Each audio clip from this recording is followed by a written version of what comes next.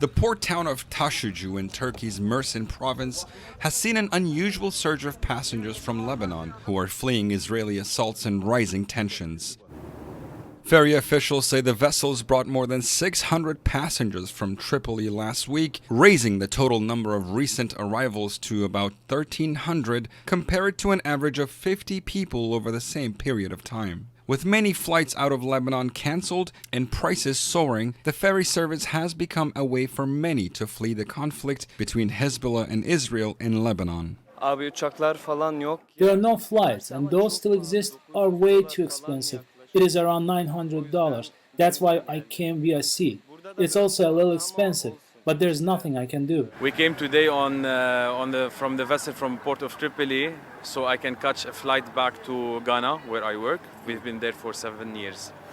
The trip was our first time. It was a good experience. It was hectic. It was a long trip, 12 hours. After 2 weeks of Israeli airstrikes and a ground invasion and Hezbollah rocket attacks on Israel, hundreds of thousands of people are being forced to leave Lebanon. The national carrier Middle East Airlines was the only remaining commercial airline operating in the country as of Thursday, according to the U.S. State Department.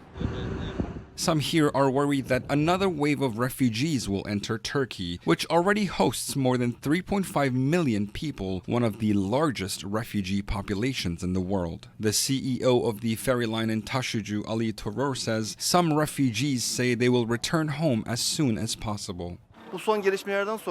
After the latest developments, after Israel's bombings, airlines decided not to send their airplanes to Beirut airport because of security concerns. But with attacks continuing and the conflict widening in the region, it is far from certain how soon the refugees will be able to safely return home.